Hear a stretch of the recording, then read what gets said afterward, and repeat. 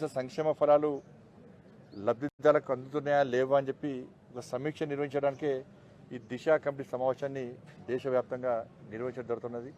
దానిలో భాగంగా ఈరోజు కరీంనగర్, రాజన్న సిరిసిల్ల 2 జిల్లాలకు సంబంధించి దిశ కమిటీ సమావేశాన్ని నిర్వహించడం జరిగింది.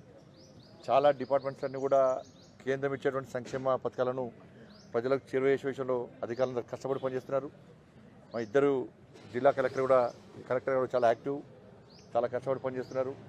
ఇటు కేంద్ర ప్రభుత్వ పథకాలు కానీ రాష్ట్ర ప్రభుత్వ పథకాలు కానీ రెండింటినీ అధికారులు సిబ్బంది అంతా కూడా 2 కళ్ళుగా భావించి వాళ్ళు వ్యవహరిస్తేనే ఆ లక్ష్యం నెరవేరుతుంది, ప్రజలకు న్యాయం జరుగుతుంది.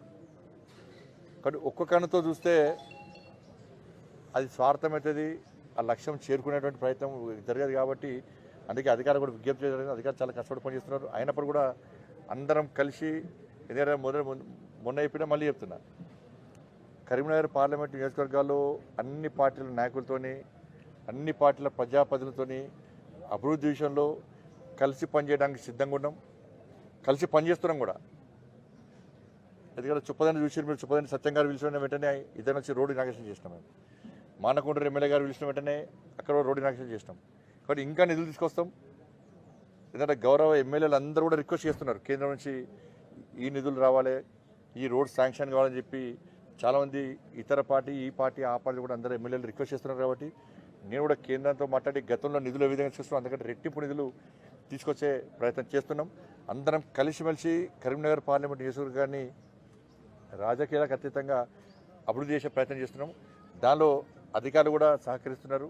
ఇంకా సహకరించాలని చెప్పి అధికారులను కోరడం జరిగింది. అధికారులు చేస్తున్నటువంటి వారి రిపోర్ట్ మొత్తం కూడా తీసుకోవడం జరిగింది. వారి యొక్క సూచన సలహాలు, మా యొక్క సూచన సలహాలు 2 కలిపి అభివృద్ధి చేసే ప్రయత్నం చేస్తాం. ఆర్ఓబి సంబంధించి అంటే వాళ్ళకు ఏదైనా టెండర్లో ఒక పీరియడ్ ఉంటుంది, ఈ డేట్ లోపల కంప్లీట్ చేయాలని చెప్పి, ఆ లోపల కంప్లీట్ చేయకుంటే తీసుకొస్తుంది. ఆర్ఓబి సంబంధించి కూడా అధికారులు కూడా చెప్పడం జరిగింది. ఏమైందంటే ఆర్ఓబి ఆ పక్కన సర్వీస్ రోడ్డు లేకపోవడం వల్ల ప్రజలు ఇబ్బంది పడుతున్నారు.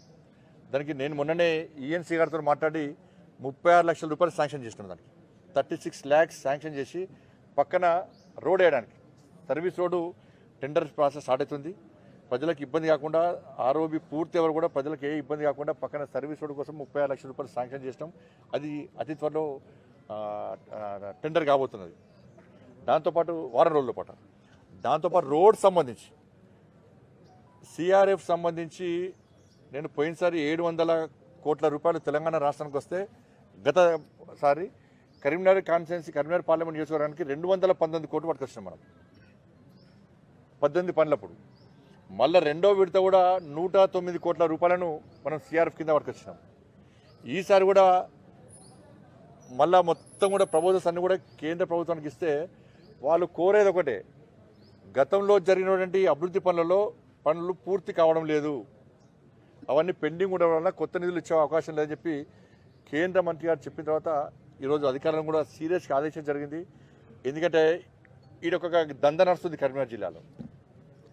కాంట్రాక్టర్లు అందరూ సిండికేట్ అవుతారు ఇక్కడ. అందుకే ఇద్దరు జిల్లా కలెక్టర్ గారు చెప్పి నేను సిపిఆర్ కూడా చెప్తే సిపిఆర్ చెప్తారు. నేను ఎవరైతే సిండికేట్ అవుతారో వాళ్ళ మీద క్రిమినల్ యాక్షన్ తీసుకుంటాం గ్యారెంటీ. సిండికేట్ అవుతారు, సిండికేట్ అయ్యి స్టేట్ గవర్నమెంట్ వర్క్స్ వాళ్ళే చేస్తారు, సెంట్రల్ గవర్నమెంట్ వర్క్స్ వాళ్ళే చేస్తారు. ఒక్కొక్కరు 10 వర్క్స్ తీసుకుంటారు. ఇక్కడ కొబ్బరికాయ కొడతారు, తట్ట మొరం పోస్తారు, ఒక టిప్పర్ కంకర వేస్తారు, పోతారు, ఇంకో వర్క్ స్టార్ట్ చేస్తారు. ఎక్కడొక్కడ బిల్ రాకుంటే ఈ పనులు ఆపిస్తారు. కేంద్రం ఇచ్చే పైసలు నేరుగా వస్తున్నాయి, అన్ని నిధులు వస్తున్నాయి. కానీ ఒక్కొక్క కాంట్రాక్టర్ 10 పనులు చేసుకొని ఇక వేరే కాంట్రాక్టర్ రానియరు. ఇక మనం పని చేద్దామని ఆలోచన రానియరు. ఎందుకంటే సిండికేట్ వీళ్ళందరూ కలిసి ఏం చేస్తారు, ఏదో ఒక లీడర్ పట్టుకుంటారు, కమిషన్లు ఇస్తారు, పర్సెంటేజ్ ఇస్తారు, ఆ లీడర్ పట్టుకుంటారు, కాంట్రాక్టర్లు బెదిరిస్తారు, అధికారులను బెదిరిస్తారు. ఎవ్వరు రాకుండా ఇవాళ దానివల్ల 18 వర్క్స్ శాంక్షన్ అయితే ఒక 3 వర్క్స్ కంప్లీట్ అవుతున్నాయి, 12 వర్క్స్ శాంక్షన్ అయితే 2 వర్క్స్ కంప్లీట్ అవుతున్నాయి. కాబట్టి మళ్ళీ ఏమంటారు, నిధులు తీసుకురాలే, నిధులు రాలే అంటారు. నిధులు వస్తేనేమో కాంట్రాక్టర్లు సిండికేట్ అయ్యి పని చేయకుండా ఉంటారు. కాబట్టి సిండికేట్ అయ్యే కాంట్రాక్టర్లు మీద కంపల్సరీ క్రిమినల్ యాక్షన్ తీసుకోవడానికి జిల్లా కలెక్టర్ గారిని వారికి సూచించడం జరిగింది. బ్లాక్ లిస్ట్ ఎవరైతే పీరియడ్ అయిపోయినాక కూడా పని చేస్తలేరు. 2 జిల్లాల అధికారులు ఆదేశించారు జరిగింది. మొత్తం పూర్తి డీటెయిల్ రిపోర్టు 1 వీక్ లోపల జనవరి 5th లోపల ఏ కాంట్రాక్టరు పని ఎందుకు చేయలేదు, పని చేయని కాంట్రాక్టర్ మీద డిపార్ట్మెంట్ పరంగా సీరియస్ యాక్షన్ తీసుకోవాలి. వాడు పని చేయడానికి అర్హులే, వాళ్ళందరూ అనర్హులు వాళ్ళందరూ కూడా. కానీ క్రిమినల్ యాక్షన్ ఉంటుంది, పని చేయకుంటే సీరియస్ యాక్షన్ ఉంటుంది. కాబట్టి దీని మీద చాలా సీరియస్గా వివరిస్తాం. ఎందుకంటే ఇలా రివ్యూ చేసిన తర్వాత చాలా బాధ అనిపించింది. సిండికేట్ కాంట్రాక్టర్ మీద మాత్రం పక్కా లోపటిస్తాం వాళ్ళని.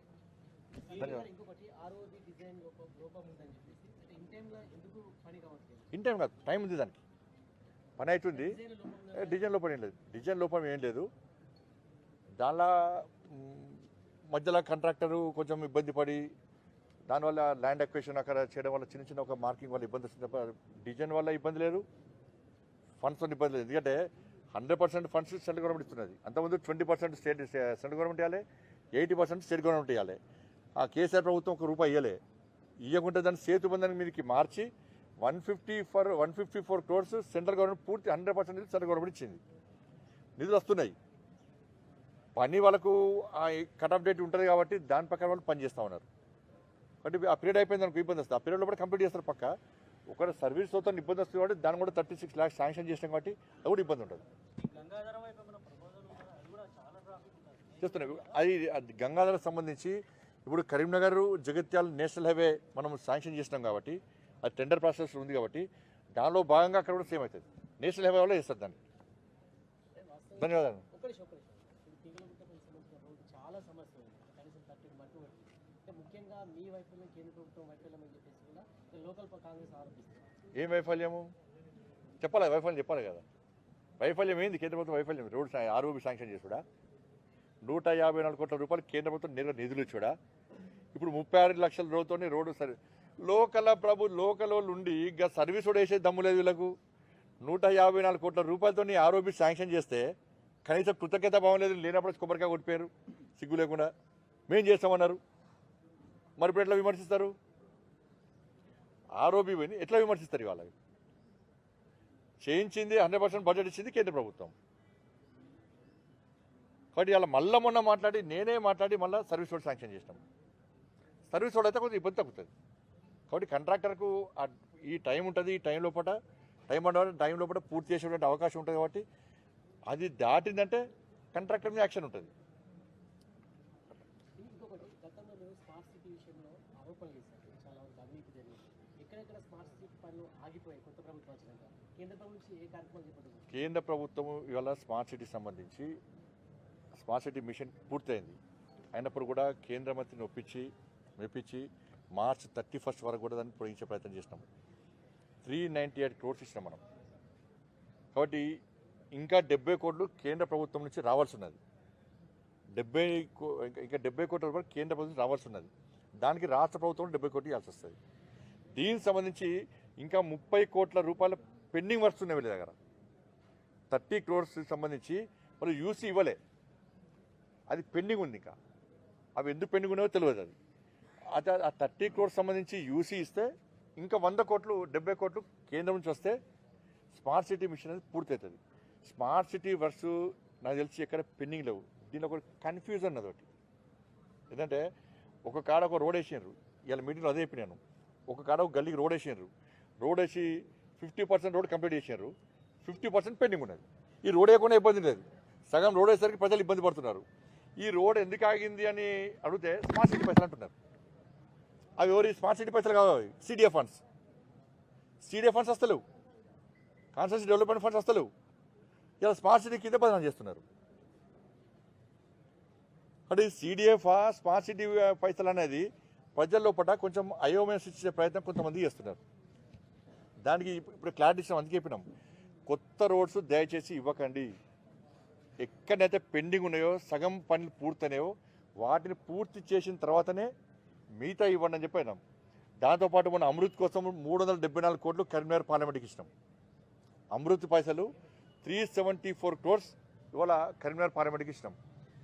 దాన్ని కూడా టెండర్ ప్రాసెస్ మన కరీంనగర్లో కార్పొరేషన్ ఇనాగ్రేషన్ చేసినాం.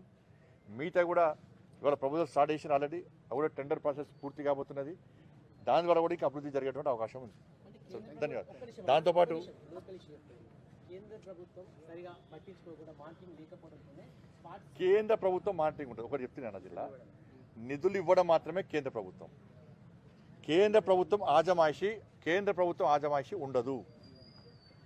నేను ఫస్ట్ ఎంపీ గెలిచాక గిట్టిన తెలియక పోయి పెద్ద లెటర్ పట్టుకుని పోయినా, సార్ ఇది జరుగుతుంది సార్ చెప్పంటే ఆజమాయిషీ ఉండదు. కేంద్ర ప్రభుత్వం రాష్ట్ర ప్రభుత్వం ఆజమాయిషీ ఉంటుంది. అధికారులు అందుకడోలే కేంద్ర ప్రభుత్వం ఆజమాయిషీ ఉండదు.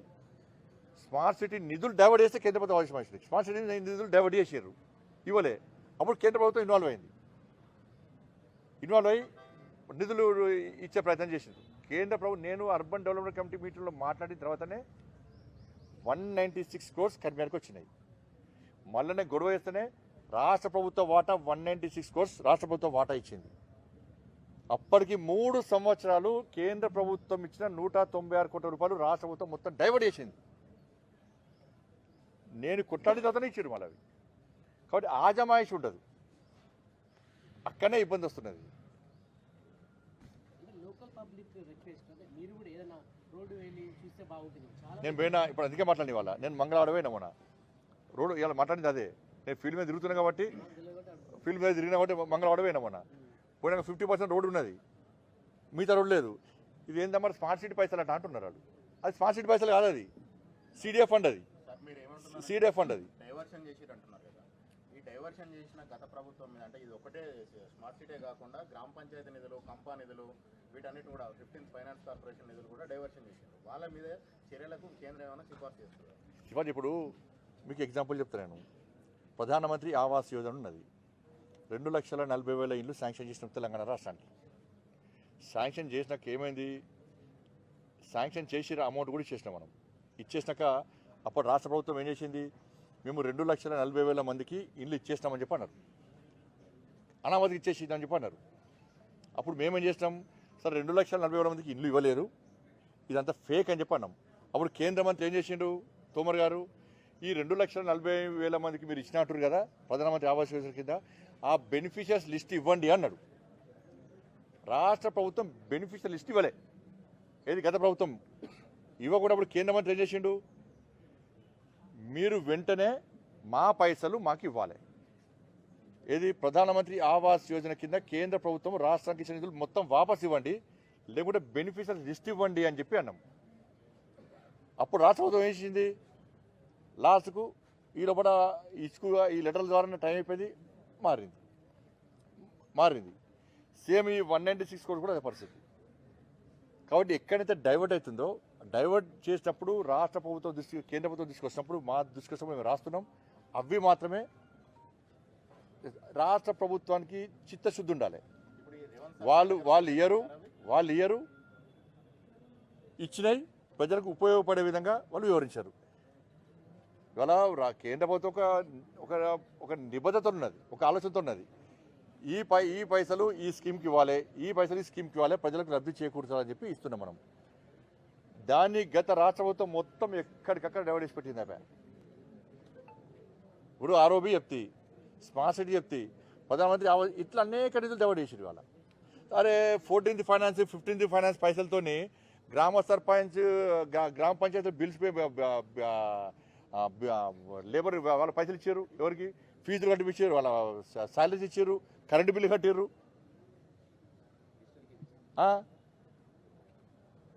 కాబట్టి చిత్తశుద్ధి ఉండాలి. రికవరీ ఏముంటుంది, దృష్టికి అసలు ఎట్లా రాస్తాం, ఇంకోసారి నెక్స్ట్ పైసలు ఇయ్యరు. ఎవరు నష్టం, అది ప్రజలకు నష్టం, రాష్ట్రానికి నష్టం. అది ఇది ప్రభుత్వ అధికారిక భవనం ఇది, కాబట్టి తర్వాత మారుతాయి. ధన్యవాదాలు. మీరు ఇవన్నీ పెట్టి ఆడిస్కొస్తారు మీరు అనుకో. ధన్యవాదాలు.